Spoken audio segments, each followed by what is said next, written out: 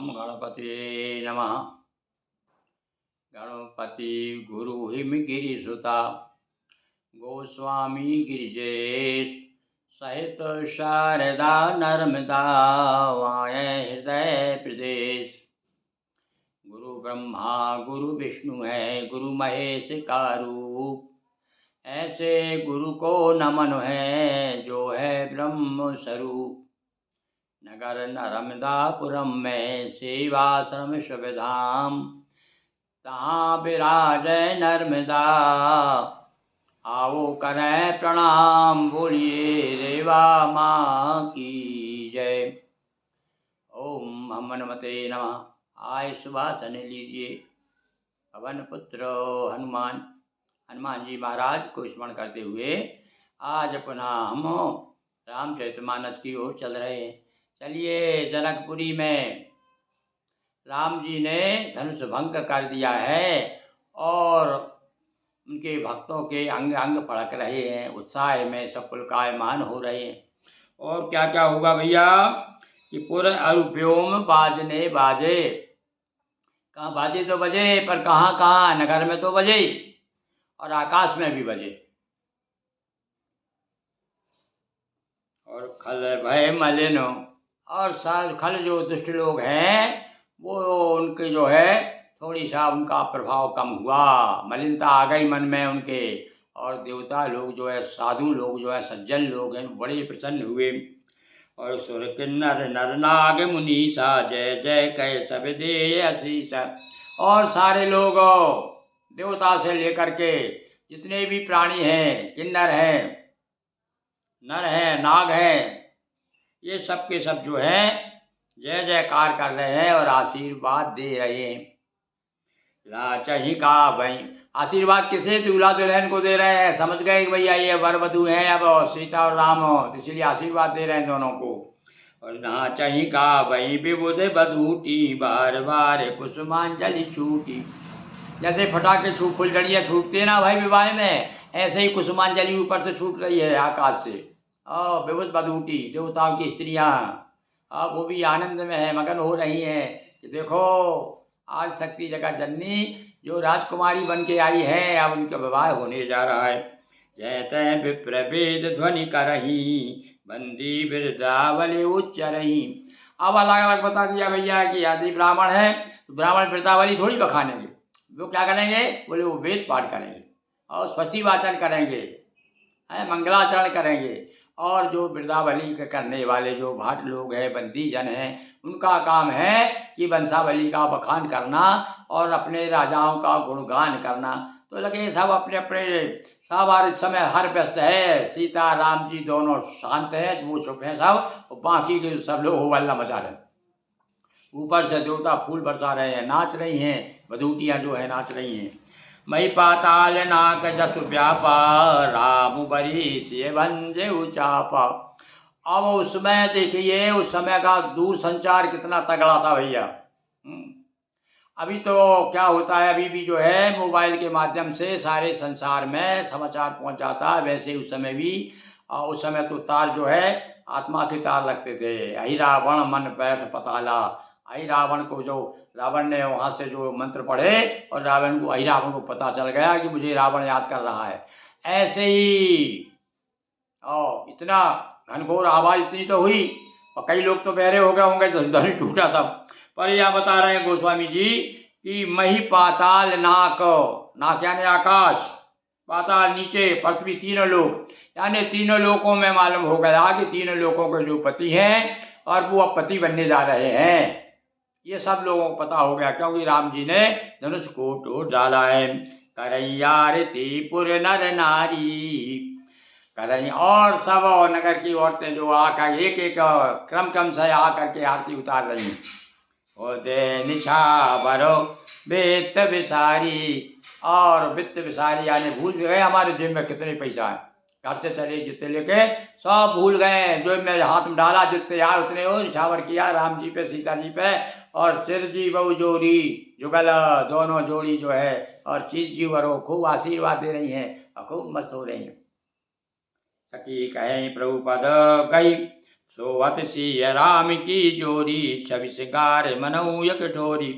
हाँ, श्रृंगार रस, श्रृंगार और सुंदरता दोनों जैसे एक जगह इकट्ठी हो गई हैं। सुंदरता तो राम जी की और छवि जो है सीता जी की, दोनों एक जगह जब आ गए तो क्या हुआ, और भी ज़्यादा सौंदर्य दुगुणित हो गया। इसलिए कहा है भैया, या तो सुंदरता को सुंदर करई।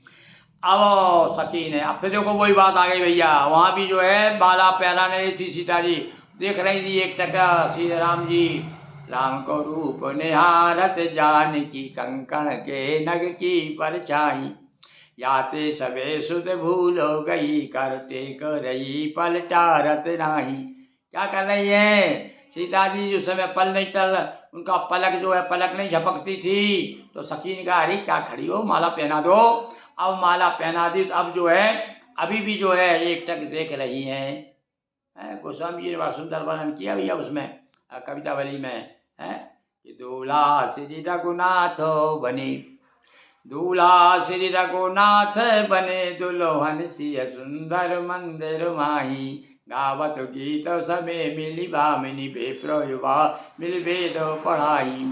और राम को रूप निहारत जानकी। अब भैया मर्यादा है भैया, बड़े बड़े बैठे हुए हैं, पिताजी भी हैं, गुरु जी भी हैं, सब लोग हैं। अब उनके सामने आँख फाड़ के कैसे देख सकती है अपने पति को। तो उन्होंने तरकीब निकाली, उनके कंगन जो था कांच में लगा हुआ था, हीरे मोती के थे, सब जगमगा रहे थे। तो कंगन में जो नग था उसमें राम जी की छोटी सी परछाई।